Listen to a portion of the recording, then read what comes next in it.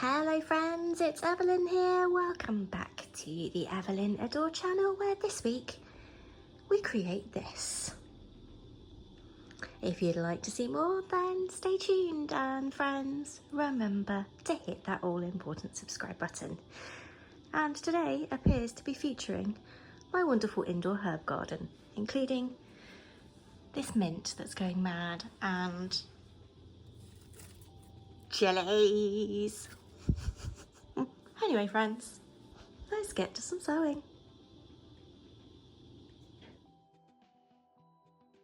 Now friends, it would be remiss of me not to mention that if you had watched last week's video, you might be expecting me to create something from this, a gorgeous soft crepe pink fabric, which I'm going to create a slip out of.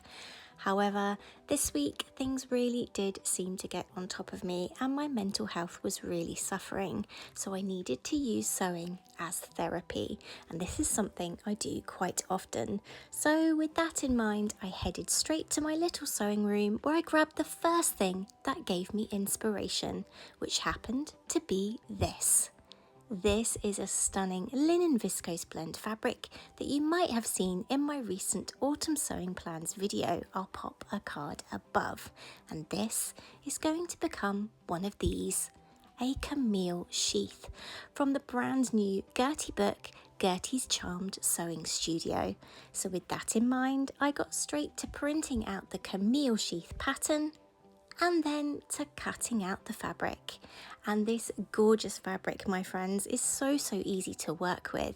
It's easy to launder, to press, to cut and to sew with, as we will find out in just a second.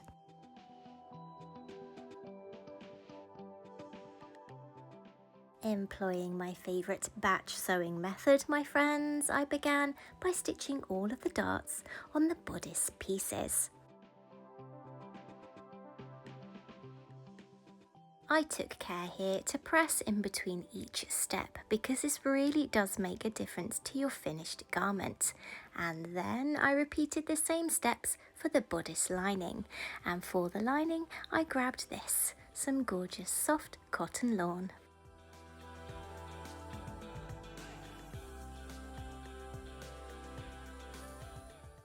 That batch sewing then continued to the skirt, beginning with the pleats on the skirt front, before my attention turned to, yes, you've guessed it my friends, darts. And this piece, well, this is the skirt front with a clever dart for shaping. This design, honestly my friends, this Camille Sheath is absolutely stunning. The darts on the back skirt pieces were next to complete this little batch of sewing. The skirt's centre back seam was the next task, my friends, before those pockets are constructed on the skirt front. Now my friends, when you are creating pockets of any kind, my top tip is to always understitch. Yes, understitching after you've sewn that pocket in place really makes a difference, and it helps the inside of the pocket roll to the inside of the garment for a super clean finish. And these pockets, well, you just wait my friends, because these pockets are absolutely stunning. And speaking of those pockets, here they are my friends, and if you've been here on the channel for any length of time, you'll know I'm obsessed with pockets. I even have an entire video dedicated to them, which I'll share above. The next step was then those skirt side seams, and this was already starting to take shape.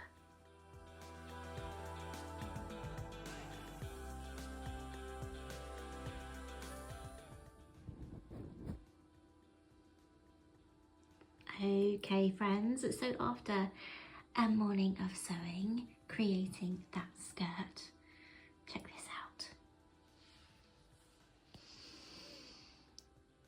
How beautiful is this print? Now look at these pockets. They are absolutely gorgeous, but there is one thing that I'm very aware of. So So I did select the size 6 for this because that was the closest to my hip measurements. However, I knew the waist might be a little bit roomy.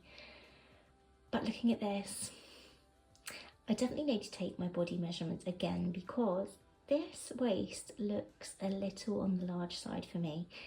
And actually, friends, the last few months, my body dysmorphia has become incredibly apparent because I've been creating things that have ended up, hello Laura, a little on the big side. So what I'm going to do, friends, is I'm actually going to tack a zip into the centre back seam, and I'm going to fit this skirt before I even attempt to attach it to the bodice. And I'm going to do the same with the bodice. I'm going to fit this properly because this make deserves to be fitted well because this fabric and this design are stunning. So time to handpick a zip, my friends. Let's go. Skirt portion of my Camille Sheath dress ready for that practice zip. It was time to get the bodice to the same stage, beginning by attaching the midriff piece to my upper bodice, as you can see here.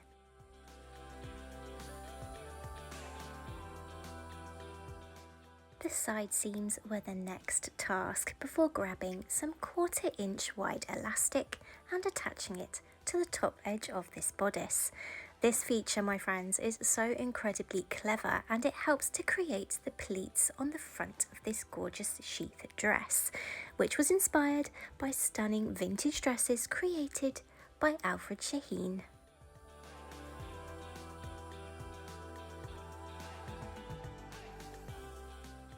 With practice zips nicely tacked into the bodice and the skirt, it's time for a fit check.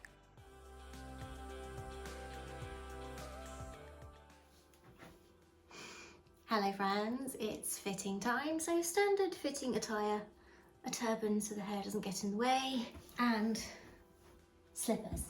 So firstly, check out the hello Lena. Check out the silhouette this gives me. So for charm patterns, friends, my favourite patterns have been Liz and L'Amour for quite a while. Let me tell you, this Camille Sheath, it's a contender, my friends. So I've pinned the back straps to the outer fabric layer just to get an idea, but you do fit the straps at the end of the process. So I can already see that the straps will need to be higher for me. However, look at the fit of this. It's stunning. So a few of my top tips for fitting, my friends. I have a mirror here, which is very nearly full length. Having a full length mirror to see yourself while you're fitting a garment is really important. Also, if you're fitting a dress with a waistline seam, create the bodice, or the outer layer of the bodice, I should say, and the skirt first. Do not attach them. Use some thrifted zips, like these ones here, to see how it fits before you join those two together. This allows you to do a number of things. Firstly, it allows you to really check the side seams on both garments and that they're matching up. Secondly, it helps you determine if the waistline is going to sit at your natural actual waist. And this, yes, it's going to. So for the skirt, I'm absolutely loving these pockets. How cool are they? Really, really cool pockets. I'm also loving this fabric. Now, full disclosure, my friends, I did grab a tape measure and measure this skirt flat before I fitted it. And I took in those side seams from approximately 2 to 3 inches below the waistline, and I tapered it from, I believe, about a 1/2 inch in each side at the waist to a full inch around the pocket here, tapering down to the normal size around about here because I wanted to have quite a lot of space to be able to sit down in it. Quite important, my friends. And yes, I think, to be honest, this is a size 6. The bodice, absolutely perfect. A 6 around the butt, definitely needed. But the waist, I'm definitely closer to a 4 in the waist, and I reckon my hips are probably about a 5. definitely need to grade my pattern so that when I make this next time, I don't have to make those additions. Remember, my friends, when you're changing or needing to size a pattern slightly or fit it slightly, to add those to your pattern pieces so you don't forget next time, and so it's an easier make. Hope that makes sense. But overall, let's check it out. Oh my goodness, the booty's kicking in this, let me tell you. Just look at the waistline this gives me, friends. Oh, look at that. And that's not a cinched in waist, that is just my body. Oh, yes. Today, shock horror, I'm feeling good in my skin. I'm gonna try not to get emotional. Yeah, the body dysmorphia has been quite high last few months, but I'm winning the battle, friends. So this, I feel like I need to start embracing my curves. I said it. I really like this. The fabric is absolutely stunning. And the idea with this is to be able to wear it in the spring and summer as just a dress, but to be able to layer it over a bodysuit or a turtleneck, that kind of thing. So actually, I'm not going to take this in anymore because although I could, I want to leave a little bit of give and a little bit more ease than I normally would, because I want to be able to use it as a layering piece. But successful sewing. It's so cute. Look at that. Oh yeah. It's also really shapely on the bust as well. So yeah. Oh, another fit tip, my friends. Wear the underwear that you are most likely to wear with the garment that you are fitting. I haven't done this. I'm currently wearing a non-padded, just a lace bra with no underwire. I'd probably wear a more substantial booby holder when I'm wearing this booby holder, okay. But yeah, it's working. I like it. I love these pleats as well. Yeah. Camille Sheath is a win, my friends. Right, so next steps are to get that waistline joined from the bodice. No, it's not. I tell a lie. I have to put the lining and the outer fabric bodice layers together first, and then you join the two layers and then the zip. Yeah, okay, so lining layer to outer layer first. Let's get sewing. And get sewing I did, friends, beginning by finishing the construction of the bodice lining. This completed lining layer is then attached right sides together with the outer fabric layer stitched all around the upper neckline and then understitched so that the neckline is beautifully clean and neat. Now friends, if you ever understitch a garment and go to press it, please be aware you're probably going to have a really weird bump like this. Do not panic, you have not done anything wrong. This is just the effect of the understitching. Keep pressing, keep pinning, and keep going, my friends. Do not panic.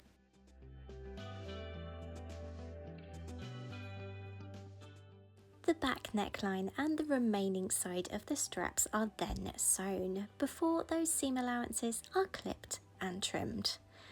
And speaking of clipping and trimming seam allowances, my friends, here is where I hit a bit of a snag, because while I was trimming and clipping those seam allowances, Lyra began a howl, and I unfortunately clipped into the lining layer of my bodice right near the neckline. Yes, take a look at this, my friends.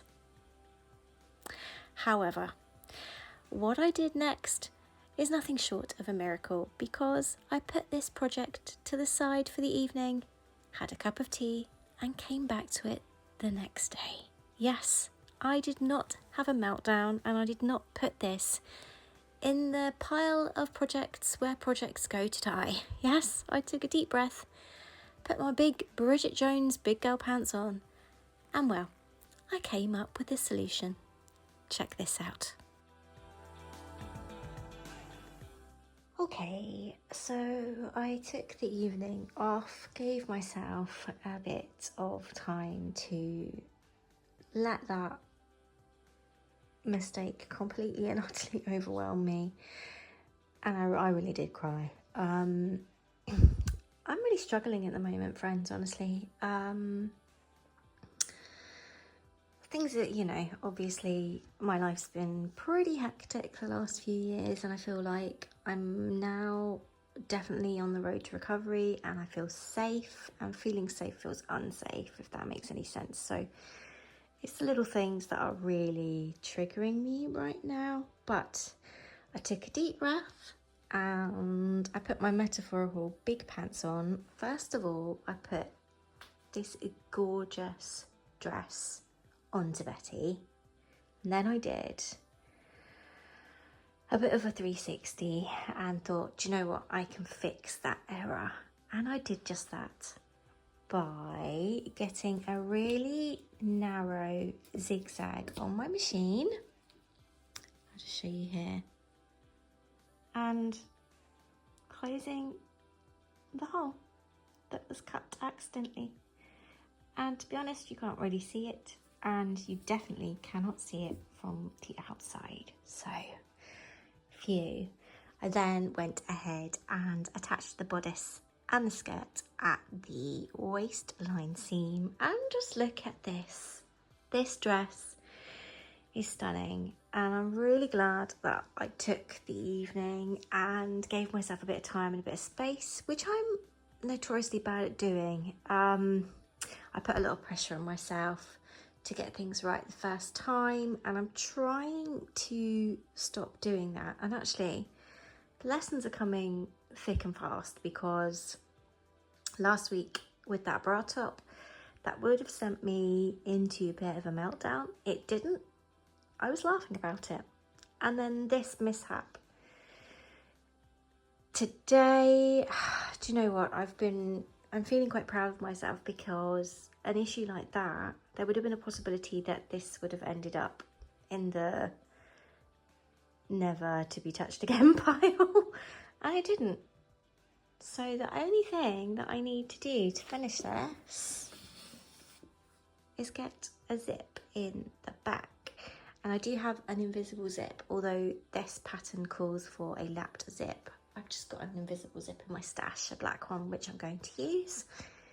So it'll be the zip, and then I'm going to use some white bias tape to hem it, and then it's just attaching these straps and neatly doing the lining hand finished inside. So to be honest, it's nearly there. But yeah, so the biggest takeaway for me this week is to be kinder to myself and a bit more patient with myself. And yeah,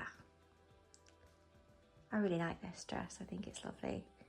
It's a beautiful dress, and there's been lessons learned. So yes, right, let's get that zip in.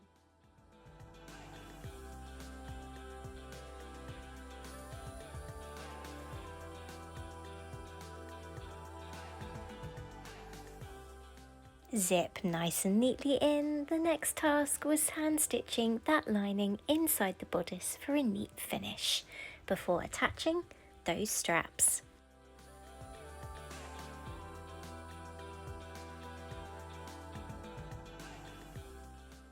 Finally, all that was needed was a hem.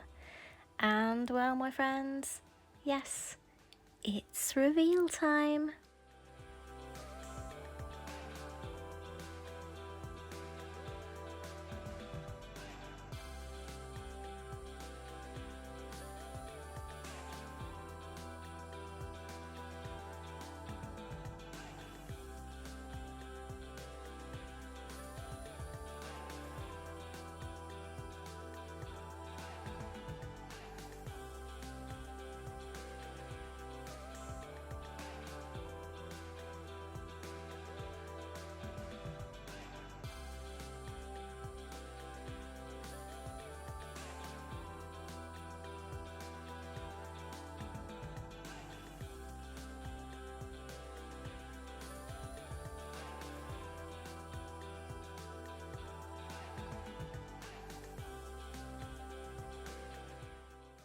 Well, my friends, what an absolute success this Camille Sheath is.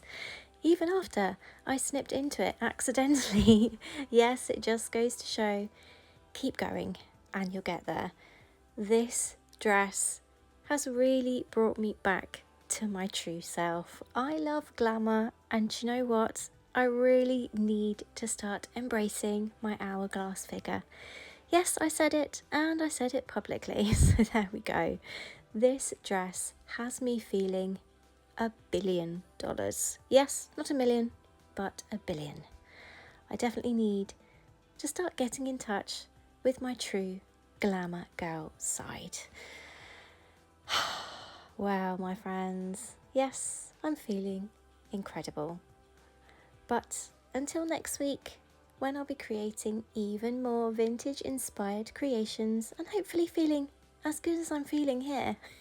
You take care, my friends, and stay safe, and I'll see you next week. Bye, friends.